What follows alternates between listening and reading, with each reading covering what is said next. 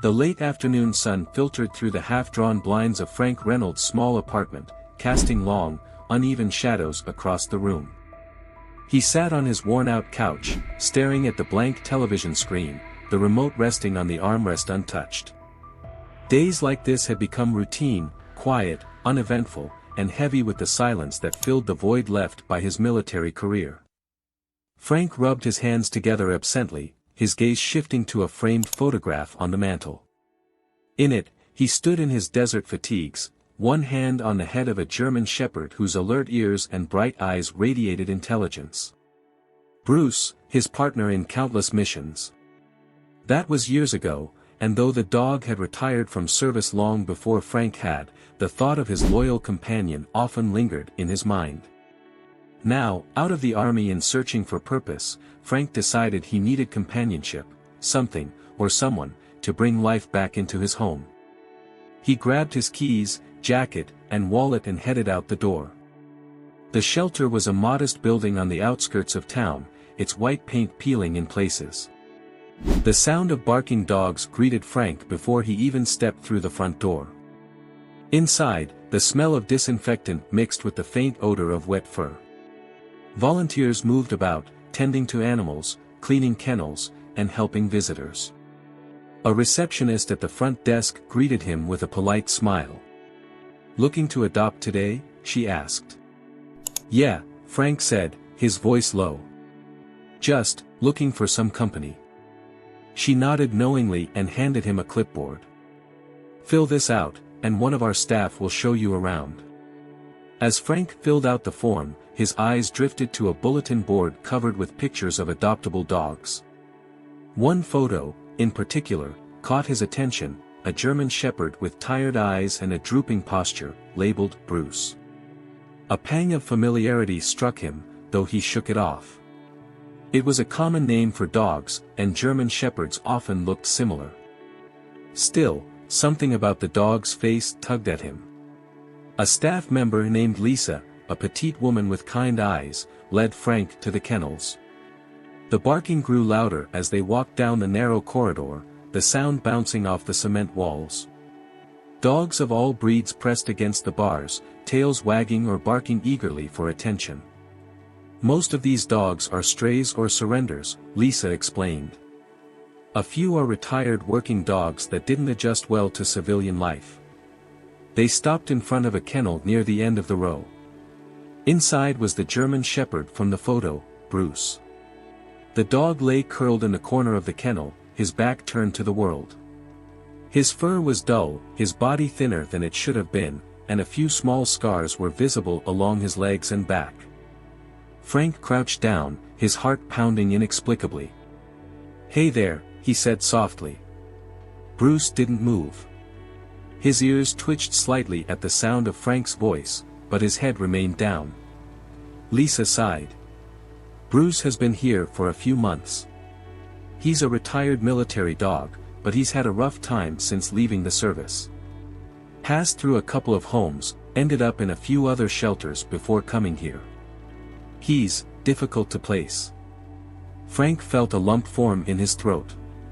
"What do you mean?" "He doesn't trust people anymore," Lisa said gently. "He's anxious, scared of sudden movements, loud noises, pretty much everything. He's not the same dog he used to be." Frank's eyes lingered on Bruce. There was a faint tattoo on the dog's ear, barely visible beneath the fur. It was standard for military working dogs, and for a brief moment, Frank's mind flashed back to the hot, dusty roads of the Middle East, where he and Bruce had worked side by side. But it couldn't be the same Bruce. Could it? "He seems familiar," Frank murmured. Lisa gave him a curious look. "Were you in the military?" Frank nodded. "Yeah. I worked with a German shepherd named Bruce. But that was years ago." Lisa glanced back at the dog. "It's possible. Military dogs are usually rehomed after retirement, but their histories can get lost along the way. If you think this could be your Bruce, I can check his records." Frank hesitated, his heart pounding. "Please." While Lisa went to retrieve Bruce's file, Frank stayed by the kennel. He sat cross-legged on the cold cement floor, watching the dog who refused to look at him. "Bruce," he said softly, the name feeling strange yet familiar on his tongue. "Is it really you?" There was no response. Frank pulled out his phone and scrolled through old photos until he found one from his deployment, a candid shot of Bruce sitting alert in front of a Humvee. The resemblance was uncanny, but the vibrant, confident dog in the photo felt worlds away from the hollow shell in front of him. Lisa returned with a thin folder. "This is all we have on him," she said, handing it over. Frank opened it, scanning the sparse details. Bruce had been retired 3 years ago, sent to a handler's family who couldn't keep him long-term. From there, he bounced between homes and shelters, each placement noting behavioral issues or incompatibility.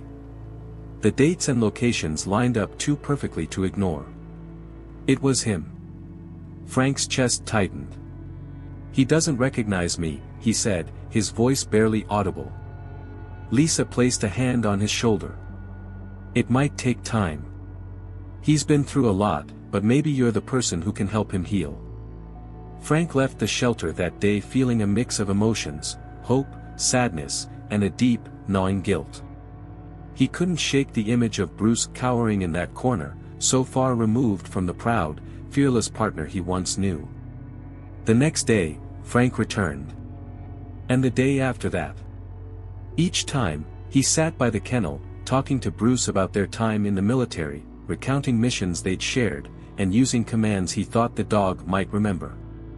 "Stay strong, buddy," he said one afternoon, as Bruce's ears twitched slightly at the sound of his voice. "We've been through worse than this." It wasn't much, but it was a start. The next week became a ritual. Every afternoon, Frank returned to the shelter, sitting by Bruce's kennel and talking to him in a steady, calm voice. Bruce's reaction never changed, his head remained down, his body curled tightly in the corner. But Frank didn't let the lack of progress discourage him. He knew the dog had been through too much to trust easily. Lisa occasionally checked in, leaning against the wall as Frank spoke softly to Bruce.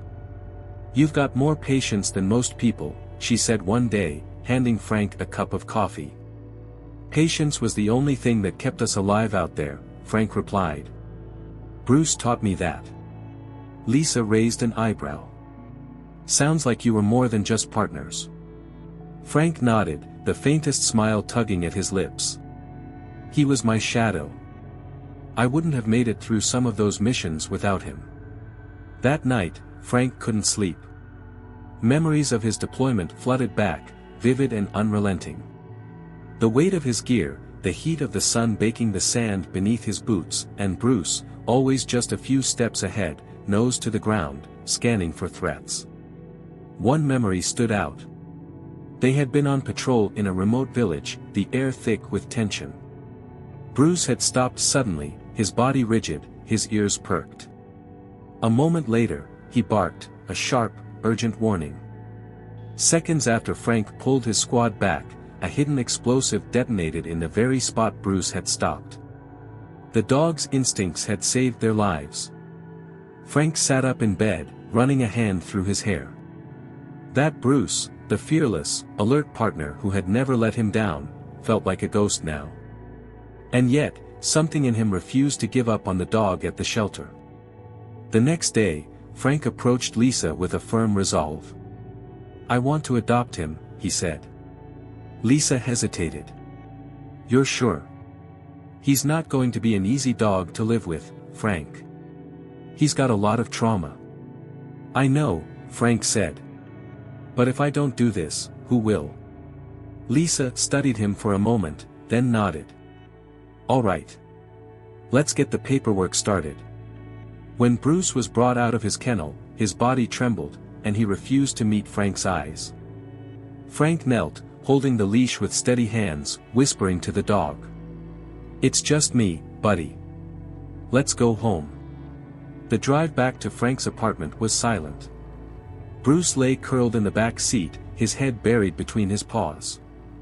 Frank kept glancing in the rearview mirror, trying to think of what to say, but the words felt meaningless.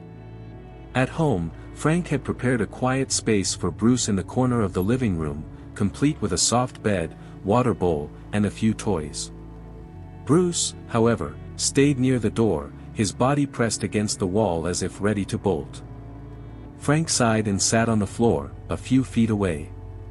He pulled out an old box from under the coffee table, sifting through its contents. Inside were photographs, dog tags, and other mementos from his time in the military. At the bottom of the box was something he hadn't seen in years, Bruce's service harness, worn and faded but intact. Frank held it up, his voice breaking the silence.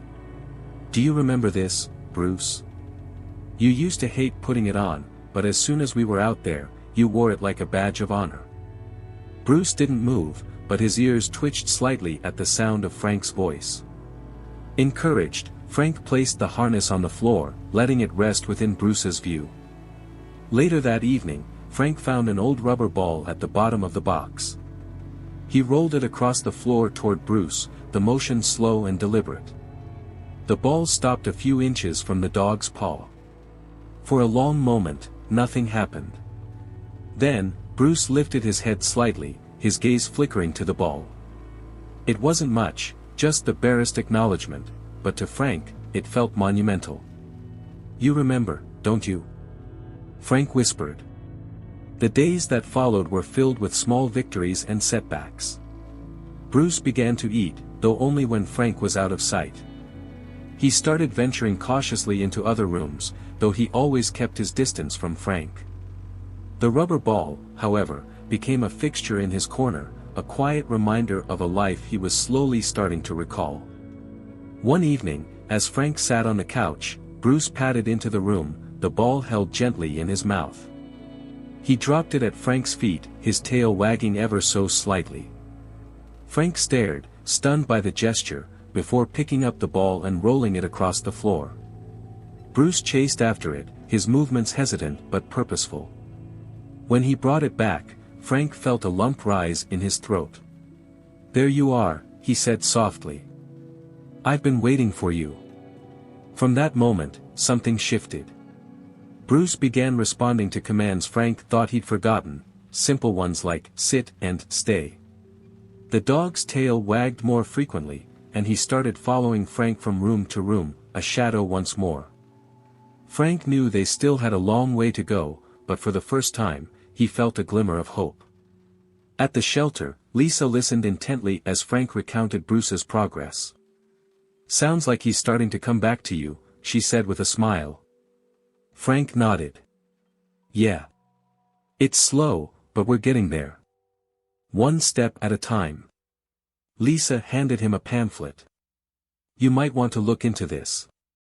It's a program for therapy dogs, might give Bruce a purpose again." Frank stared at the pamphlet, then at Bruce, who sat calmly by his side. "We'll see," he said, tucking it into his pocket. As they left the shelter, Bruce walked beside Frank with a steady gait, his head held a little higher than before. The journey wasn't over, but for the first time, Frank felt like they were moving in the right direction. The days following Bruce's adoption were challenging. Frank had prepared himself for the difficulties, but reality hit harder than expected. At first, Bruce stayed glued to the front door, his body tense and his eyes scanning the room as though expecting danger. He wouldn't touch the food in his bowl unless Frank left the room entirely, and even then, only when it was dark and quiet. Frank gave him space, speaking to him in a calm voice but never pushing too hard. He knew that trust wouldn't be rebuilt overnight, especially for a dog that had been through so much. One afternoon, Frank decided to try taking Bruce outside. He attached the leash to Bruce's collar and waited, kneeling beside the dog to avoid looming over him. Bruce flinched but allowed the leash to be clipped on. Frank slowly opened the door and stepped outside, giving Bruce plenty of time to follow. They made it as far as the front yard before Bruce froze, his body rigid. His head whipped from side to side, ears twitching at every sound, the distant roar of a passing motorcycle, the chirp of a bird, the rustle of leaves in the wind. "It's all right, buddy," Frank said softly, crouching beside him. "Nothing's gonna hurt you." But Bruce didn't move. His trembling grew worse, and after a moment, he bolted back into the house, pulling Frank along with him. Back inside, Bruce retreated to his corner, curling up tightly. Frank sighed, sitting on the floor nearby. "We'll try again tomorrow," he said, his voice steady despite the disappointment. That night, as Frank washed the dishes, a loud clang echoed through the kitchen. He'd accidentally knocked over a metal pan, the sound reverberating sharply off the walls. Bruce's reaction was immediate and visceral. He scrambled to his feet, his claws skidding on the hardwood floor as he darted toward the corner, his breathing fast and shallow. His eyes darted wildly, and his entire body shook.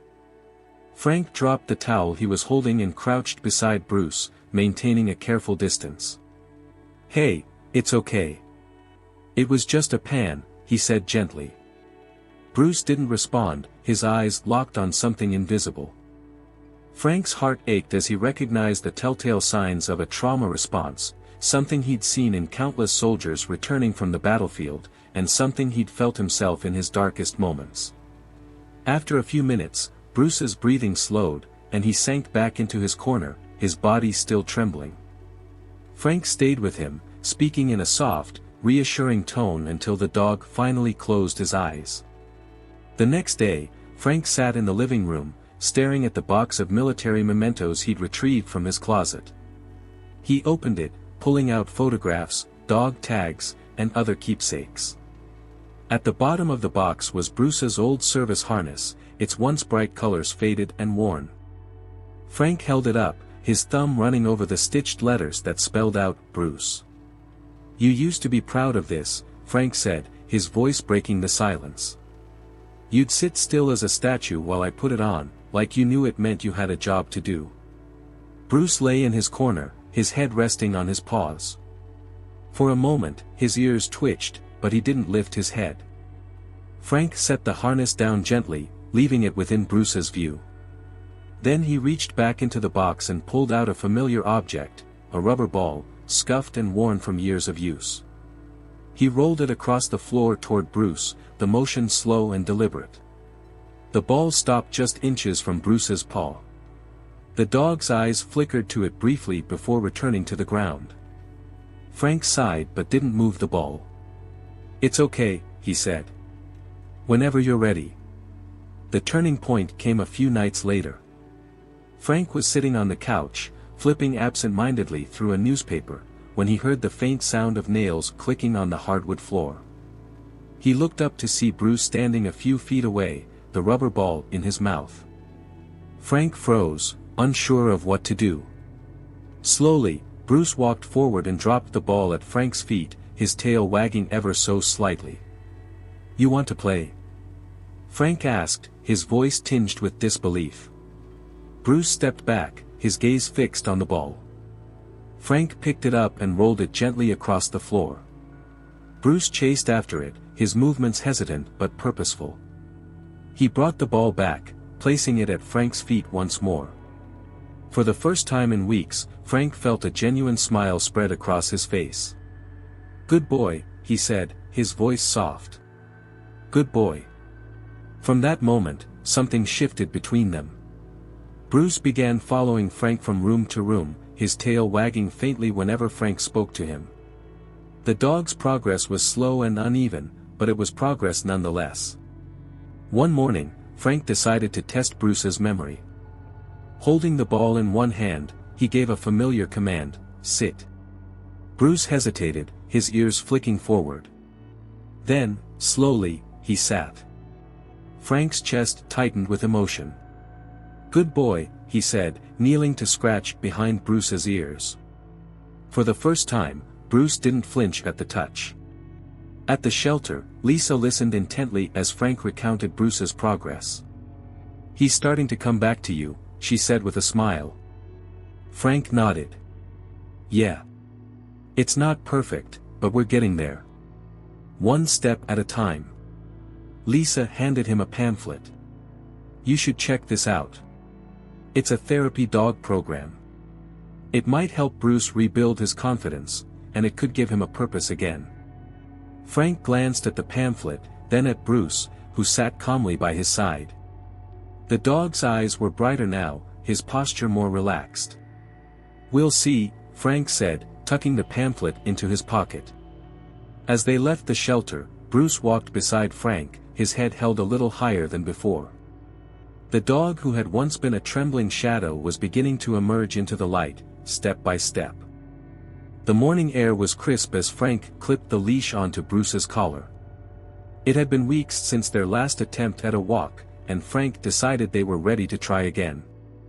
This time, he brought the rubber ball as a source of comfort, tucking it into his jacket pocket. Bruce hesitated at the door, his paws rooted to the floor, but Frank knelt down beside him, holding the leash loosely. "We'll take it slow, buddy," he said, his voice calm. "One step at a time." Bruce's ears twitched at the sound of Frank's voice, and after a few moments, he took a tentative step forward. The walk was short, just to the end of the driveway and back, but it was progress. Bruce sniffed the air cautiously, his head turning at every small noise, but he didn't freeze or bolt. By the time they returned to the house, his tail wagged faintly, a small sign of accomplishment that made Frank's chest swell with pride. Over the following days, the walks became longer. Frank noticed subtle changes in Bruce's demeanor, his tail stayed higher, his steps more confident. Frank used the time to reintroduce familiar commands from their military days. "Sit," Frank said during one walk, and Bruce obeyed, his movements deliberate but steady. "Good boy," Frank praised, giving him a gentle scratch behind the ears. Bruce's progress, however, wasn't without setbacks. On one walk, a passing garbage truck rumbled down the street, its engine loud and jarring. Bruce froze, his body trembling violently. Frank immediately crouched beside him, placing a reassuring hand on the dog's shoulder. "It's okay, Bruce. You're safe," he said softly, his voice cutting through the noise like a steady anchor. It took several minutes for Bruce to calm down, but he eventually resumed walking, sticking close to Frank's side. At home, Bruce grew more comfortable exploring the house. He began spending less time in his corner and more time in Frank's presence, often lying at his feet while Frank read or watched television. One evening, Frank decided to try something new. He pulled out a piece of rope he'd tied into a makeshift tug toy and held it out to Bruce. Bruce eyed the toy cautiously, his ears flicking back and forth. "Come on, buddy," Frank encouraged, giving the rope a playful tug. "You remember this, don't you?" After a moment of hesitation, Bruce lunged forward, grabbing the rope in his teeth. The force of his pull surprised Frank, and for a split second, it felt like they were back in the desert, playing between missions. "Good boy," Frank said, laughing for the first time in what felt like years. Frank's own transformation mirrored Bruce's. Helping the dog regain his confidence forced Frank to confront his own struggles. He realized how much he had withdrawn from the world since leaving the military, how he had avoided building new relationships or facing his own pain. One night, as Bruce lay sleeping at his feet, Frank opened his laptop and began researching therapy programs for dogs. He remembered the pamphlet Lisa had given him and decided to take the first step, signing up for an introductory session. The first session took place in a large indoor training facility. Frank and Bruce were surrounded by other dogs and their handlers, each with their own stories of resilience and recovery. Bruce stayed close to Frank, his eyes darting nervously around the room. Frank knelt beside him, holding the leash firmly but gently.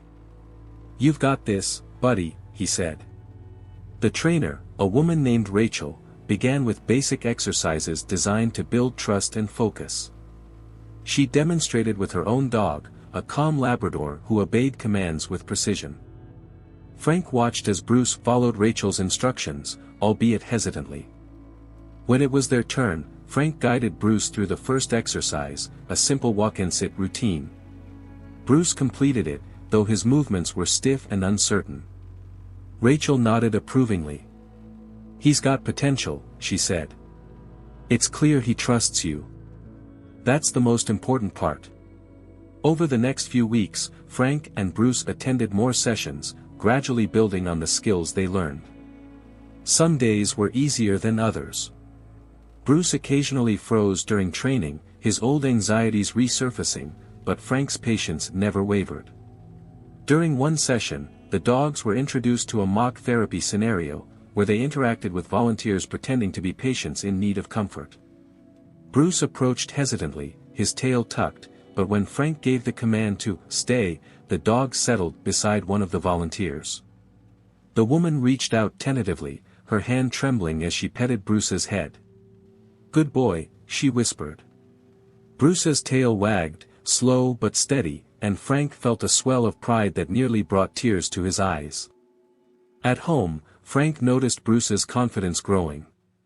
He no longer jumped at sudden noises, and his tail wagged more freely.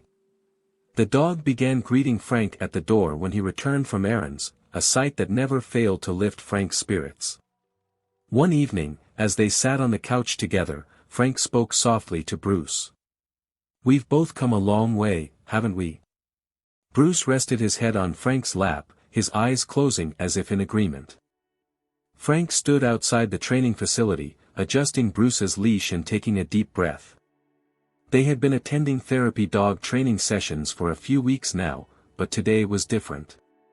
The exercises would be more complex, involving louder noises, unpredictable distractions, and more direct interactions with strangers.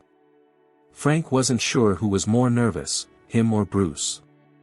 Inside, the facility buzzed with activity. Dogs of all breeds were scattered across the room, each paired with their handler. Bruce stuck close to Frank's side, his head low but his tail swaying faintly. It was a small gesture, but one that spoke volumes about how far they'd come. "Good to see you again, Rachel," the trainer greeted them warmly. "We'll be running simulated therapy scenarios today. Bruce has been doing well, but these exercises will push him a little further." Frank nodded, kneeling beside Bruce. "You ready for this, buddy?" he whispered. Bruce glanced at him, his ears perking slightly. The first exercise involved weaving through a crowd of volunteers while ignoring distractions. Bruce hesitated at first, his steps cautious as he followed Frank's lead. A loud clap startled him, and he froze, his body tensing. "It's okay," Frank said softly, crouching to meet Bruce's eyes. "I'm right here. You're safe." Bruce looked at him for a moment before taking a tentative step forward. The tension in his body began to ease as they continued through the course, Frank praising him with each small success. "Good job," Rachel said as they finished. "He's getting braver." The next exercise was more challenging. The volunteers were instructed to simulate a chaotic environment, dropping objects, moving unpredictably, and creating loud noises. Bruce's anxiety resurfaced almost immediately. He crouched low, his ears pinned back as his eyes darted around the room. Frank felt his heart ache at the sight. He knelt beside Bruce, speaking in a calm, steady voice. "It's just us, Bruce. Focus on me. You've got this." He gave a familiar command, "Stay." Bruce hesitated, his body trembling, but he didn't retreat. Slowly, he shifted his focus to Frank, his breathing steadying. When Frank gave the signal to move forward, Bruce followed, his steps hesitant but deliberate. By the end of the exercise, Bruce's tail wagged faintly, and Frank couldn't hide the smile on his face. During a break, Rachel approached Frank.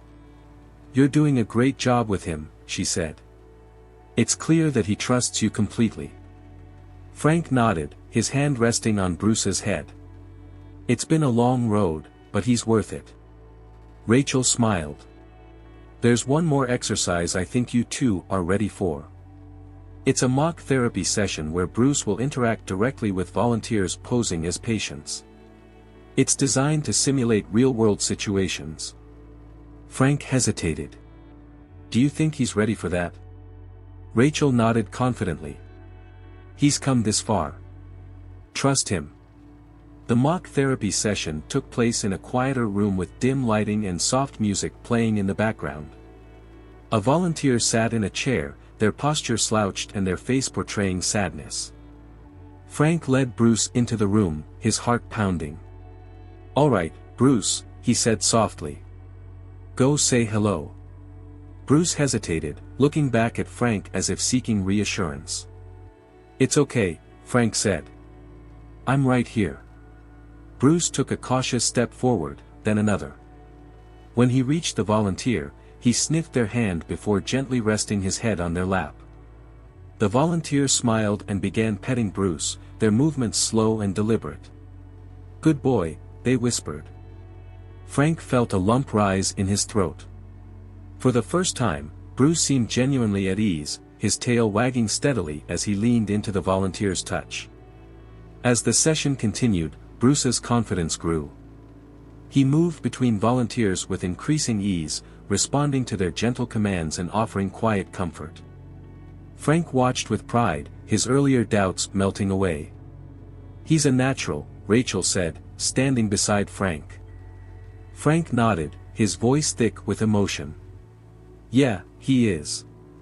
By the end of the day, Bruce had passed every exercise with flying colors.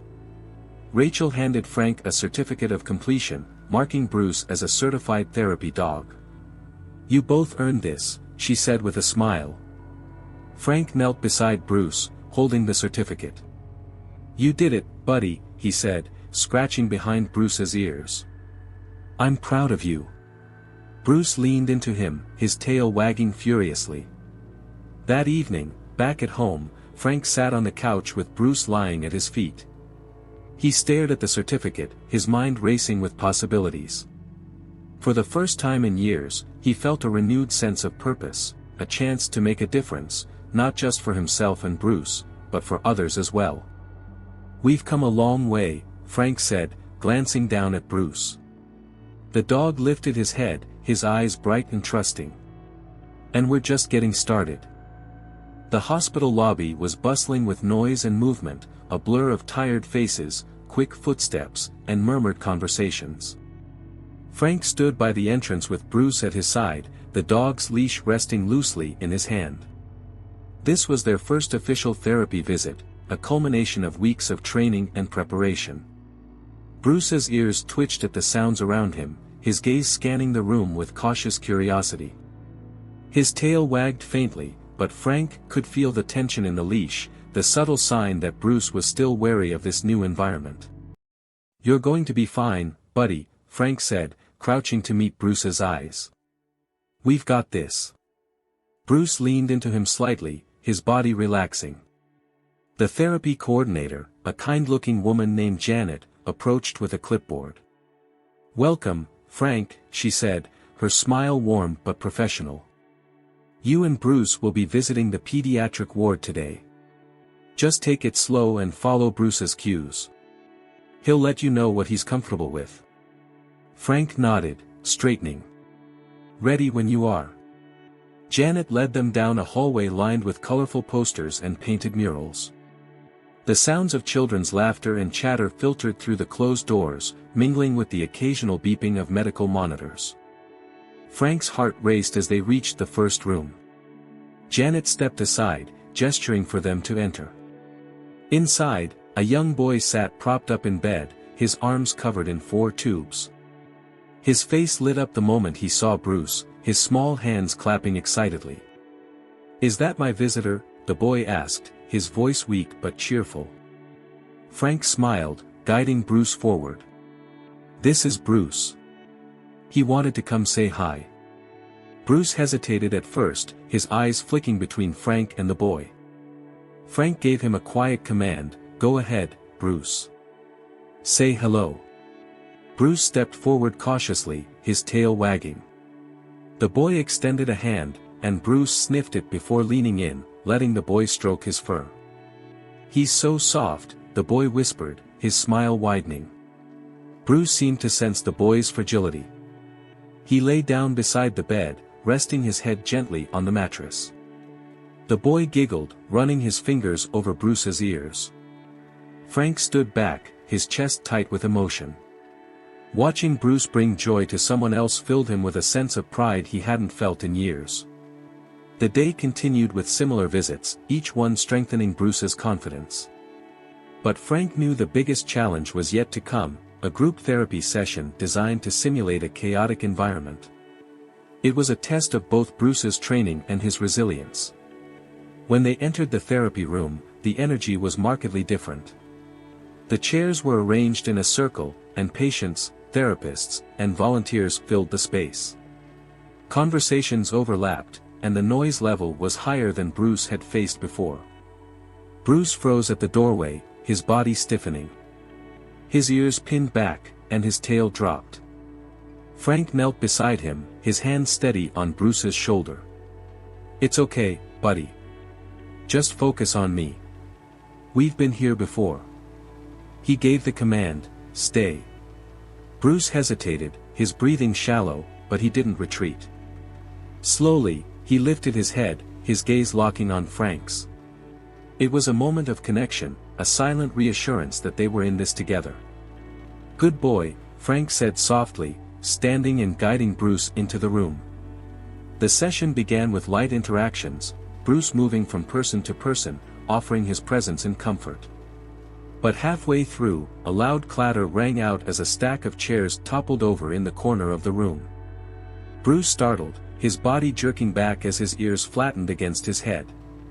For a moment, Frank feared they might lose all the progress they'd made. But then something extraordinary happened. Instead of retreating, Bruce turned to Frank, his body tense but his eyes steady. Frank knelt down, speaking softly. "It's just noise, Bruce. You're safe. I'm right here." Bruce's breathing slowed, and after a moment, he took a step forward, moving back into the circle of patients. Frank felt his chest tighten with pride and relief. As the session wound down, one of the therapists asked if Bruce could perform any specific commands. Frank hesitated. Bruce had been through so much already, was it fair to ask more of him? But then he remembered the bond they had shared during their military service, the trust that had carried them through life-threatening situations.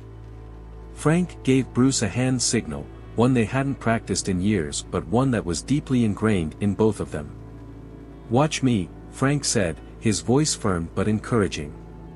Bruce's ears perked up, and for a moment, he hesitated. Then, with deliberate precision, he stepped forward, sitting attentively at Frank's side. Frank gave another signal, and Bruce moved through a series of commands, sitting, lying down, and even performing a gentle paw shake for the patients. The room erupted into applause, but Frank barely noticed. His focus was entirely on Bruce, whose tail wagged with a confidence Frank hadn't seen in years. "You did it, buddy," Frank whispered, his voice thick with emotion. Bruce looked up at him, his eyes bright and trusting. Later that evening, back at home, Frank sat on the couch with Bruce lying at his feet. The day had been a milestone, not just for Bruce, but for Frank as well. He felt a sense of purpose he hadn't known since leaving the military, a renewed understanding of the power of connection and trust. "We've come full circle," Frank said quietly, running a hand over Bruce's fur. Bruce lifted his head, resting it on Frank's knee. "And we're just getting started." The early morning sunlight streamed through the window as Frank and Bruce walked through the park. The crisp autumn air carried the faint scent of fallen leaves, and the soft rustling underfoot made the world feel peaceful. Bruce walked beside Frank, his tail wagging steadily, his head held high. It was a stark contrast to the first walks they'd taken, where Bruce froze at every sound or movement. Now, he moved with confidence, pausing occasionally to sniff a patch of grass or wag his tail at passing children. "Good boy," Frank said, his voice filled with pride. "Look how far we've come." Bruce glanced up at him, his ears perking at the familiar tone.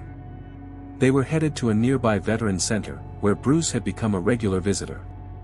The therapy program had opened doors Frank never expected, opportunities to connect with other veterans, to share stories, and to watch Bruce bring comfort to those who needed it most.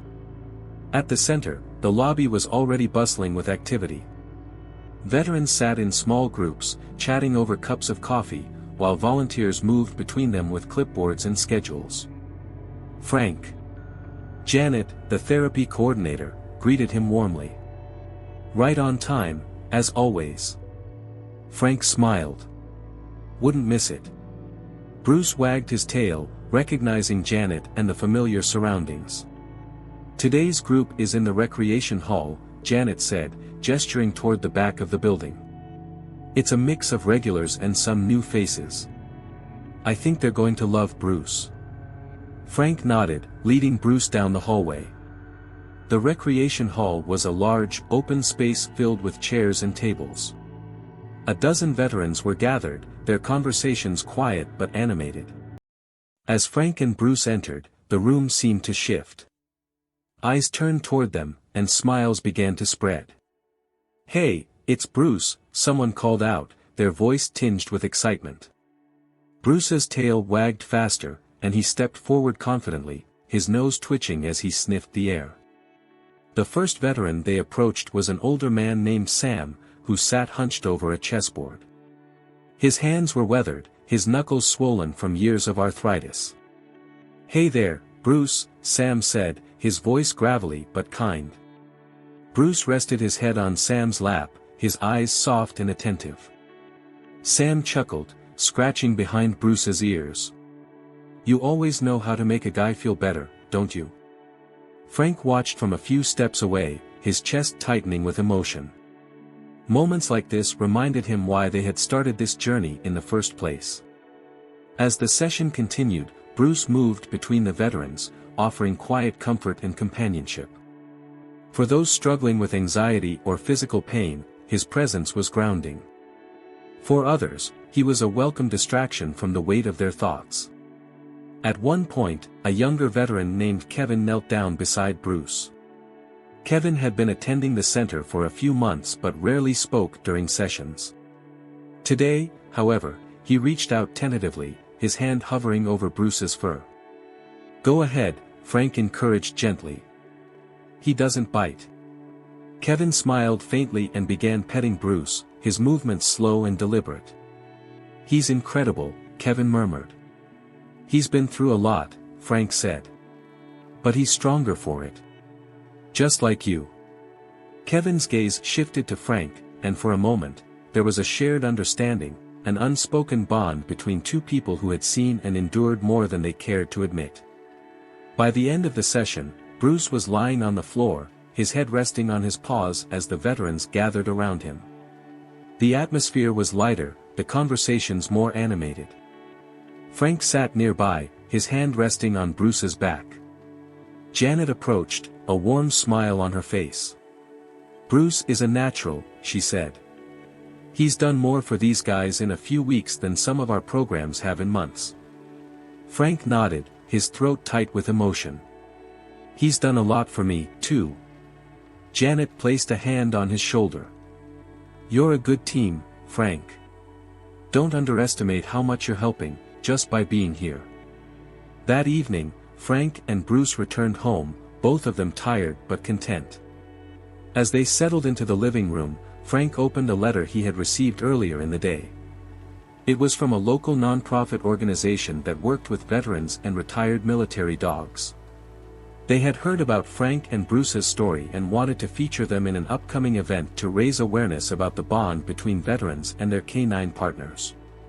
What do you think, buddy? Frank asked, holding up the letter.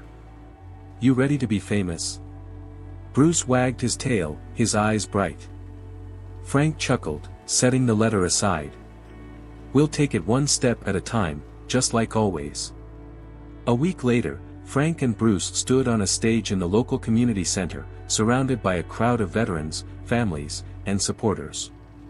Photos of military dogs and their handlers were displayed on a large screen behind them, accompanied by stories of bravery and sacrifice. Frank spoke briefly, sharing his journey with Bruce, the struggles, the setbacks, and the victories that had brought them to this moment. As he spoke, Bruce sat calmly at his side, his presence a steady reminder of the bond they had rebuilt. When Frank finished, the crowd erupted into applause. Bruce wagged his tail, his ears perking at the sound. After the event, people approached Frank and Bruce, sharing their own stories of resilience and healing.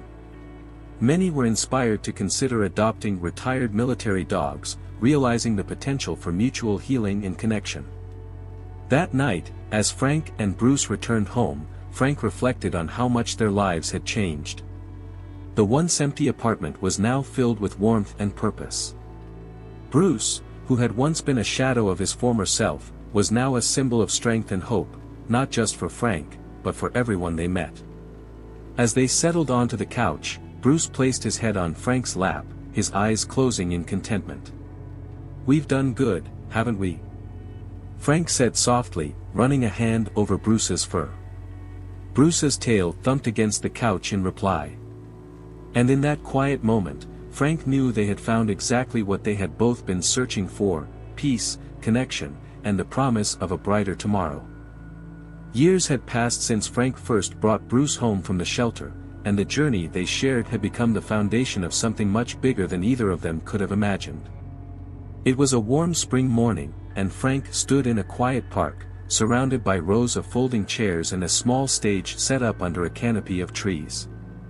A crowd had gathered, veterans, families, volunteers, and supporters, all there to witness the unveiling of a new statue dedicated to the bond between military handlers and their canine partners. The statue depicted a soldier kneeling beside a German shepherd, their gazes locked in a moment of quiet understanding. The plaque beneath it read, "In honor of the silent heroes, the canine companions who served and saved." Bruce sat beside Frank, his fur now flecked with gray but his posture as proud as ever. His rubber ball, still scuffed from years of play, rested at Frank's feet. Janet, now a close friend and co-organizer of the event, approached with a warm smile. "You ready to say a few words?"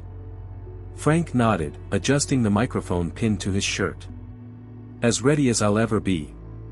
When Frank stepped onto the stage, the crowd grew quiet. He glanced at Bruce, who sat patiently at the foot of the stage, his tail wagging faintly. "When I first met Bruce again," Frank began, his voice steady, "he was a shadow of the dog I once knew. And to be honest, I wasn't much better. We'd both been through things that left us, fractured, lost. But what I've learned is that healing isn't something you do alone. It's something you find in connection, with others, with purpose, and, sometimes, with a four-legged friend who refuses to give up on you." A ripple of soft laughter moved through the crowd. "Bruce taught me how to trust again," Frank continued. "He taught me patience, resilience, and the power of showing up every day, even when it's hard. And together, we've had the privilege of bringing that same hope to others, veterans, children, families, people who needed to be reminded that they weren't alone." Frank's voice caught for a moment, but he steadied himself. "This statue isn't just about Bruce and me. It's about every handler and dog who served, every bond forged in the face of danger, and every story of healing that came after. It's a reminder that even when the battle ends, the journey continues, and we don't have to walk it alone." The crowd erupted into applause as Frank stepped back from the microphone.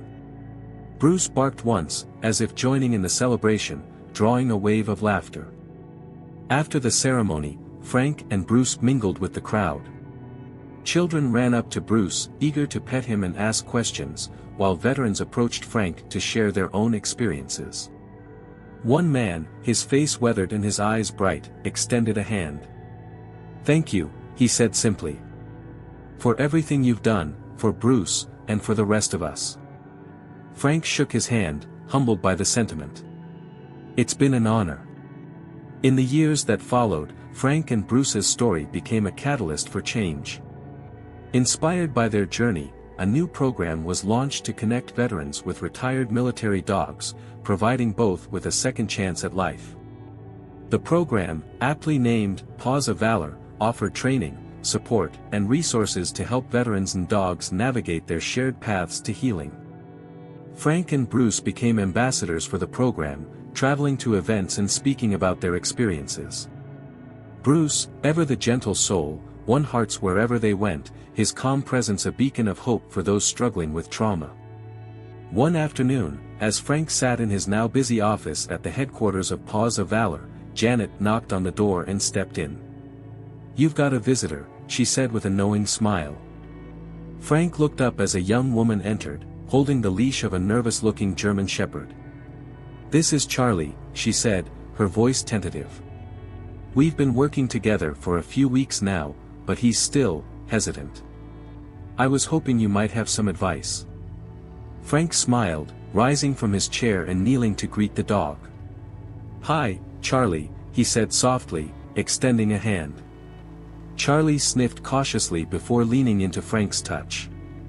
"You're doing better than you think," Frank said, looking up at the woman. "Just keep showing up for him. It's not about fixing everything overnight. It's about building trust, one day at a time." The woman nodded, her eyes glistening with gratitude. "Thank you. It helps to know we're not alone in this." Frank glanced at Bruce, who lay nearby with his ball between his paws, watching the interaction with quiet attentiveness. "You're never alone," Frank said. "Not when you've got a partner like this." That evening, Frank and Bruce returned to the park where the statue stood.